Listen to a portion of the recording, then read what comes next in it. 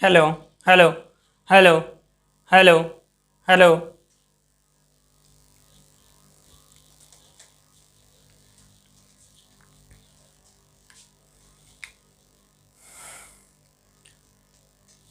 Very good morning dear students आज की class में हम मनुष्य के अंतःकंकाल के बारे में अध्ययन करेंगे।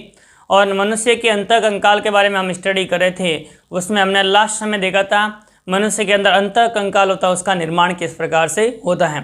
और मनुष्य के अंतःकंकाल में हमने सबसे पहले देख लिया था अक्षीय कंकाल के बारे में। अक्षीय कंकाल का निर्माण होता है वो 80 अस्थियों से मिलकर के बना होता है। अब हम सेकंड कंकाल के बारे में देखेंगे। और सेकंड कंकाल कौन सा है? उपांगीय या अनुबंधी कंकाल या पेंडिकुलर कंकाल।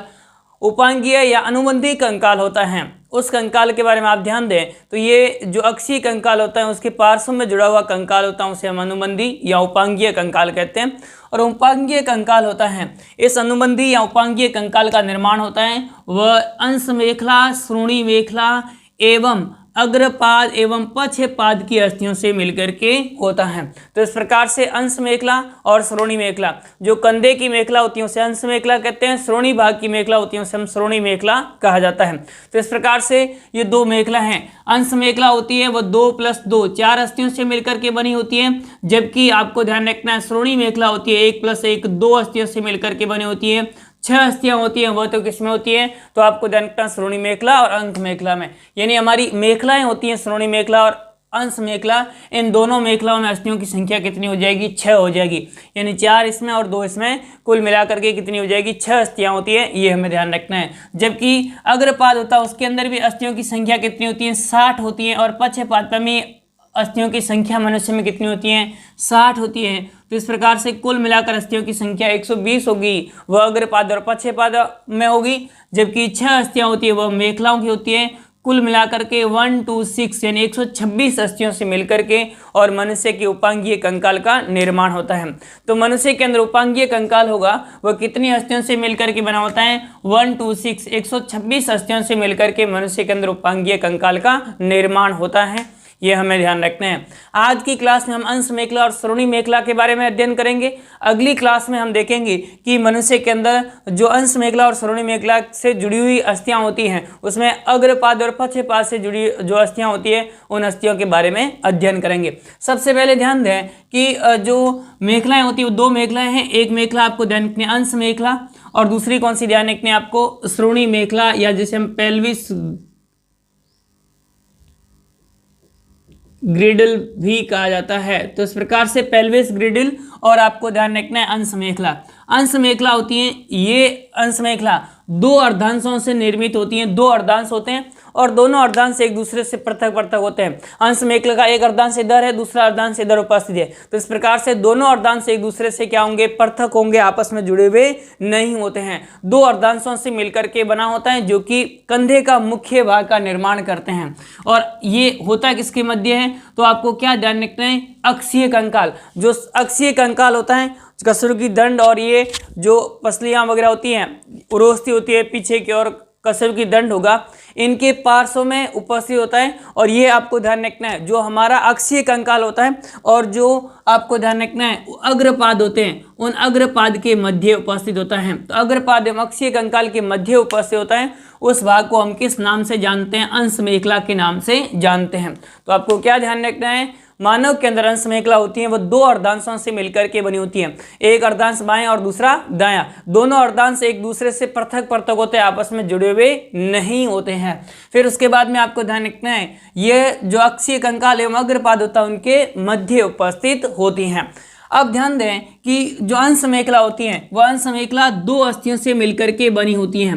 अंश मेखला कितनी अस्थियों से मिलकर के बनी होती हैं? 2 अस्थियों से। एक अस्थि आपको क्या ध्यान रखनी है? स्केपुला, और दूसरी अस्थि कौन सी ध्यान रखनी है? क्लेविकल या जत्रुक कहा जाता है।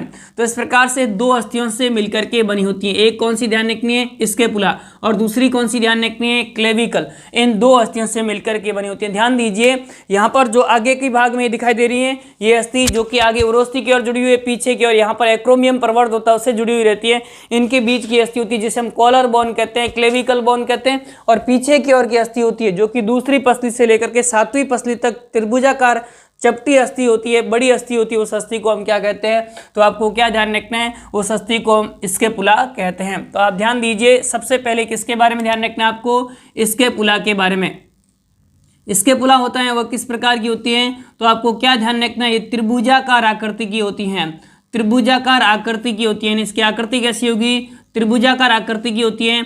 और ये आपको ध्यान रखना है संरचना में कैसी होती है? चपटी होती है, जो दूसरी से सातवीं पसली से जुड़ी हुई रहती है, जो दूसरी से सातवीं पसली तक फैली रहती है। दूसरी से कौन सी पसली तक फैली रहती है? सातवीं पसली तक पक्ष भाग में फैली हुई रहती हैं, पसली तक पक्ष भाग में फैली हुई रहती हैं। तो इस प्रकार से पक्ष भाग में फैली हुई अस्थि होती है, उस अस्थि को हम क्या कहते हैं? तो आपको क्या ध्यान रखना है? स्कैपुला कहते हैं। ये एक बड़ी अस्थि है। तो इस प्रकार से त्रिभुजाकार आकृति की होती है और संरचना में कैसी होती है? बड़ी चपटी होती है, जो कि दूसरी पसली से सातवीं पसली के ऊपर फैली हुई रहती है। उस अस्थि को हम क्या कहते हैं? स्कैपुला कहा जाता है। ये अधिकांश कंधे का निर्माण करती हैं। अधिकांश कंधे का निर्माण है वह किस अस्थि के द्वारा होता है? तो अधिकांश कंधे का निर्माण है वह किस अस्थि से होता है? स्कैपुला से होता है। तो स्कैपुला अस्थि होगी वह अधिकांश कंधे के भाग का निर्माण करते हैं, ये हमें ध्यान रखना है। इस स्कैपुला अस्थि होती हैं उसमें आप ध्यान दीजिए, तो आपको ध्यान रखना है इसके बाह्य भाग की और एक गुहा उपस्थित होती है जिसे हम ग्लिनॉइड गुहा कहते हैं। वेरी इंपॉर्टेंट है, ध्यान दीजिए। स्कैपुला के बाहर की ओर उपस्थित गुहा होती है उसे हम किस नाम से जानते हैं? ग्लिनॉइड गुहा के नाम से जानते हैं। और इसी ग्लिनॉइड गुहा से कौन सी अस्थि जुड़ी हुई रहती है? ह्यूमरस अस्थि जुड़ी हुई रहती है, जो कि अग्रपाद की अस्थि है। अग्रपाद की ह्यूमरस अस्थि होती है वह किस गुहा से जुड़ी हुई रहती है? तो आपको क्या ध्यान रखना है? तो ये जुड़ी हुई रहती है वो ग्लिनॉइड गुहा से जुड़ी हुई रहती है। ग्लिनॉइड गुहा के अंदर इनका सिर होता है वो फिट रहता है। तो आप ध्यान दीजिए, ह्यूमरस अस्थि का सिर किस गुहा में फिट रहता है? तो आपको क्या ध्यान रखना है? ग्लिनॉइड नामक गुहा होती है उसके अंदर ह्यूमरस अस्थि का सिर फिट रहता है। इस जो स्कैपुला होती हैं इसमें दो प्रवर्ध पाए जाते हैं। इसमें गुहा पाई जाएगी, उस गुहा को हम किस नाम से जानते हैं? ग्लिनॉइड गुहा कहा जाता है। इस गुहा को हम क्या कहेंगे? ग्लिनॉइड गुहा कहा जाता है। और ग्लिनॉइड गुहा होती है उसमें ह्यूमरस अस्थि का सिर फिट रहता है। ह्यूमरस का सिर फिट रहता है। तो इस प्रकार से इसमें ह्यूमरस अस्थि का सिर होता है वो फिट रहता है, जुड़ा हुआ रहता है। फिर उसके बाद में ध्यान दीजिए, स्कैपुला पर दो प्रवर्ध पाए जाते हैं। स्कैपुला पर कितने प्रवर्ध पाए जाते हैं? दो प्रवर्ध पाए जाते हैं, ये हमें ध्यान रखना है। और ये प्रवर्ध होते हैं ये ह्यूमरस अस्थि को जोड़े रखने में सहायक होते हैं। एक आपको ध्यान रखना है कौन सा प्रवर्ध पाया जाता है? एक्रोमियम प्रवर्ध। और दूसरा कौन सा प्रवर्ध पाया जाता है? कोरोकॉइड प्रवर्ध। तो इस प्रकार से दो प्रवर्ध कौन कौन से पाए जाते हैं? एक ध्यान दीजिए, एक्रोमियम प्रवर्ध। कौन सा प्रवर्ध पाया जाता है? एक्रोमियम प्रवर्ध पाया जाता है। और दूसरा प्रवर्ध होता है जिसे हम क्या कहते हैं? तो आपको ध्यान रखना है कोरोकॉइड प्रवर्ध कहा जाता है। तो इस प्रकार से कोरोकॉइड प्रवर्ध और दूसरा कौन सा? एक्रोमियम प्रवर्ध। ये दो प्रवर्ध होते हैं, ये यहाँ पर उपस्थित होते हैं, इन दो प्रवर्धों से जुड़ी रहती हैं। अब उसके बाद में इनका जो एक्रोमियम प्रवर्ध होता है उसी एक्रोमियम प्रवर्ध से जुड़ी हुई एक अस्थि पाई जाती है, जिस अस्थि को हम क्या कहते हैं? क्लेविकल या जत्रुक कहा जाता है। तो दूसरी आपको ध्यान रखनी है, वो कौन सी ध्यान रखनी है? क्लेविकल, या जिसे किस नाम से हम जानते हैं? जत्रुक के नाम से जानते हैं। क्लेविकल या जत्रुक होती हैं, ये किस भाग से जुड़ी हुई रहती हैं? तो आपको ध्यान रखना है, एक साइड में ये एक्रोमियम प्रवर्ध से जुड़ी हुई रहती हैं, एक्रोमियम प्रवर्ध से जुड़ी होती हैं, जबकि दूसरी साइड ये किससे जुड़ी हुई रहती हैं? तो आपको क्या ध्यान रखना है? अग्रभाग में उरोस्थि से जुड़ी हुई रहती हैं। इस प्रकार से बोन होती हैं उसे हम क्लेविकल कहते हैं। यहाँ इस अस्थि को हम कॉलर बोन भी कहा जाता है। ये पतली, चपटी और वक्राकार आकृति की होती हैं, इसे कॉलर अस्थि भी कहा जाता है। तो इस प्रकार से कॉलर बोन भी कहा जाता है, इसे क्लेविकल या जत्रुक के नाम से भी जाना जाता है। ये जो अग्रभाग में दिखाई दे रही है आगे की ओर किस भाग से जुड़ी हुई है? ये हमारा उरोस्थि है, ये पसलियां हैं। इस उरोस्थि होती हैं या स्टर्नम होती है उससे जुड़ी रहती है। और यहाँ पर किससे जुड़ी होगी? तो आपको एक्रोमियम प्रवर्ध से जुड़ी होती है। इनके बीच की जो अस्थि होती है जो कि थोड़ी वक्राकार होती है, इस प्रकार की वक्राकार जो पतली लंबी अस्थि होगी उस अस्थि को हम किस नाम से जानते हैं? तो आपको क्या ध्यान रखना है? क्लेविकल या जत्रुक या कॉलर बोन कहा जाता है। तो इस प्रकार से दो अस्थियों से मिलकर के हमारी अंश मेखला का निर्माण होता है, एक स्केपुला और दूसरी कौन सी ध्यान रखनी है, क्लेविकल। स्केपुला और क्लेविकल से मिलकर के मनुष्य के अंदर जो मेखला बनती है उस हमें क्या कहते हैं, अंश मेखला कहा जाता है। तो इस प्रकार से अंश मेखला का निर्माण होता है। और अंश मेखला होगी वह किस अस्थि से जुड़ी हुई रहती है, ह्यूमरस अस्थि से जुड़ी हुई रहती है। तो ये इस प्रकार से हमें ध्यान रखना है किसके बारे में, अंश मेखला के बारे में। अब हम ध्यान दें सेकंड प्रकार की मेखला जिसे हम क्या कहते हैं, श्रोणी मेखला या पेल्विस ग्रेडिल कहा जाता है। श्रोणी मेखला या पेल्विस ग्रेडिल होती हैं, यह आपको ध्यान रखना है श्रोणी भाग में उपस्थित होती हैं। तो श्रोणी भाग में जो उपस्थित होती हैं उसे हम किस नाम से जानते हैं, श्रोणी मेखला के नाम से जानते हैं, ये हमें ध्यान रखना है। तो मनुष्य के अंदर श्रोणी प्रदेश में उपस्थित होगी उसे हम श्रोणी मेखला के नाम से जानते हैं। ये दो अर्धांशों से मिलकर के बनी होती है, एक अर्धांश इधर की साइड का, ये अर्धांश इधर की साइड का। इस प्रकार से दो अर्धांशों से मिलकर के बनी होती हैं ये, और ये दोनों अर्धांश होते हैं वो आपस में पृथक रहते हैं, वह सैक्रम से रहते हैं और यहाँ पर जुड़े हुए रहते हैं आपस में। वह किसकी सहायता से जुड़े हुए रहते हैं, प्यूबिस सिम्फाइसिस की सहायता से जुड़े होते हैं, जगन संधान की सहायता से जुड़े हुए रहते हैं। तो इनके बीच का ये भाग है जो दोनों ओर की जो श्रोणी अस्थियां होती हैं उन श्रोणी अस्थियों को जोड़ने का कार्य करती हैं, उसे हम किस नाम से जानते हैं, प्यूबिस सिम्फाइसिस या जगन संधान के नाम से जाना जाता है। तो आप क्या ध्यान दीजिए, मनुष्य के अंदर श्रोणी प्रदेश में पाई जाने वाली मेखला को हम क्या कहते हैं, श्रोणी मेखला कहते हैं। और श्रोणी मेखला होती है, यह मेखला दो अर्धांशों से मिलकर के बनी होती है। ये दोनों अर्धांश सैक्रम एवं आपको प्यूबिस सिम्फाइसिस के द्वारा जुड़े हुए रहते हैं। यहाँ हम कहेंगे सैक्रम इन दोनों को पृथक करता है, प्यूबिस सिम्फाइसिस इनको आपस में जोड़े रखने का कार्य करता है। इस प्रकार से दोनों से जुड़ी हुई जो अस्थि होती है उस अस्थि को हम क्या कहते हैं, श्रोणी मेखला कहा जाता है। ये श्रोणी मेखला होती हैं वह तीन अस्थियों से मिलकर के बनी होती हैं। एक आपको ध्यान रखनी है इलियम, दूसरी आपको ध्यान रखनी है इस्चियम और तीसरी ध्यान रखनी है प्यूबिस। तो इस प्रकार से तीन अस्थियों से मिलकर के बनी होती हैं। पहली आपको कौन सी ध्यान रखनी है, इलियम। ये सबसे बड़ी अस्थि होती हैं, यानी श्रोणी मेखला की सबसे बड़ी अस्थि होती है। ये यहाँ से लेकर के पूरे यहाँ तक का भाग है वह कौन सी अस्थि है, इलियम होती है, ये हमें ध्यान रखना है। दूसरी आपको ध्यान रखनी है इच्चियम, यह अस्थि होती है, यह आपको ध्यान रखना है पीछे के भाग में उपस्थित होती है। जैसे ये आपको ध्यान रखना है बीच में जो गड्ढा बनता है उसे श्रोणी रंध्र या ऑर्बिरेटर रंध्र कहा जाता है। इस रंध्र में पीछे की ओर की उपस्थित होगी उसे तो हम क्या कहते हैं, इच्चियम कहा जाता है। जबकि अग्र भाग में उपस्थित होती है उसे हम क्या कहते हैं, प्यूबिस कहा जाता है। तो पीछे की ओर उपस्थित होगी उसे तो हम क्या कहेंगे, इच्चियम कहा जाता है। जबकि आपको ध्यान रखना है आगे के अग्र भाग में उपस्थित होती है उसे हम क्या कहते हैं, प्यूबिस अस्थि कहा जाता है। तो इस प्रकार से प्यूबिस अस्थि होती है उस पर कॉक्सियल उपस्थित होता है। तो इस प्रकार से हमें ध्यान रखना है। ये इस प्रकार से जो कॉक्सियल होता है, यह जो कॉक्सी होगा वह आपको ध्यान रखना है गुणी अवस्था में उपस्थित होता है, बाद में यह अवशेषी रूप में उपस्थित होता है। इस प्रकार की संरचना उपस्थित होती है।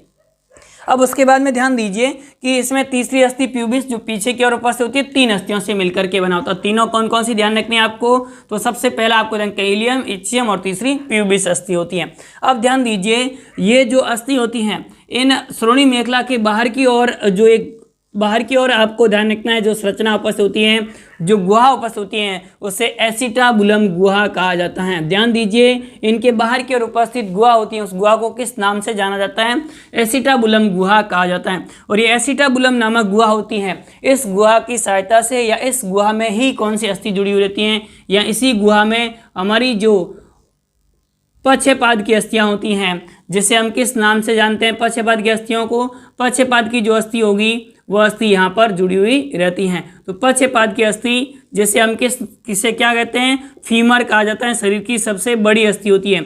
यह फीमर अस्थि होती है वह यहाँ पर जुड़ी हुई रहती हैं। तो इस प्रकार से फीमर होगी वह यहाँ पर जुड़ी हुई रहती हैं। तो आपको क्या ध्यान रखना है, मनुष्य के अंदर जो फीमर होती हैं, जो पक्षपाद की अस्थियां होती हैं वह पक्षपाद की अस्थियां एसिटाबुलम नामक गुहा से जुड़ी हुई रहती हैं। तो इस प्रकार से एसिटाबुलम नामक गुहा से जुड़ी हुई रहती हैं। अब उसके बाद में ध्यान दें कि जो मनुष्य के अंदर जो कंकाल तंत्र होता है उसमें आप देखिए कि नर और मादा के कंकाल तंत्र की पहचान के लिए भी इसका उपयोग किया जाता है।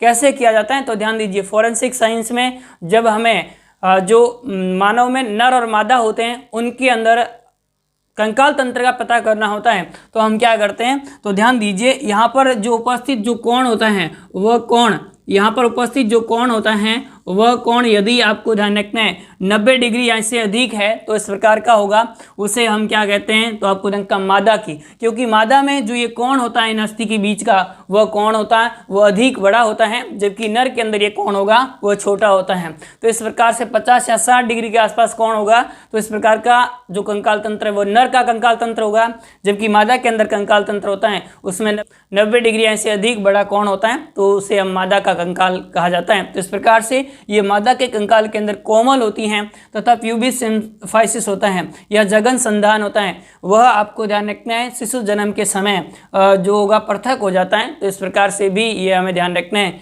जिसके कारण से शिशु जन्म नाल से शिशु के बाहर आने में यह सहायक होता है। तो ये इस प्रकार से हमें ध्यान रखना है किसके बारे में, प्यूबिस सिम्फाइसिस के बारे में। तो ये था दोनों मेखलाएं, एक आपको ध्यान रखनी है अंश मेखला और दूसरी कौन सी ध्यान रखनी है, श्रोणी मेखला। तो इस प्रकार से हमारी दोनों मेखला है वो कंप्लीट होती हैं। अगली क्लास के अंदर हम जो मनुष्य के अंदर उपस्थित पादों की अस्थियाँ होती हैं, अग्रपाद की अस्थियाँ और पक्षपाद की अस्थियाँ 60 और 60 120 होती हैं, उनके बारे में अध्ययन करेंगे। तब तक के लिए धन्यवाद, थैंक यू।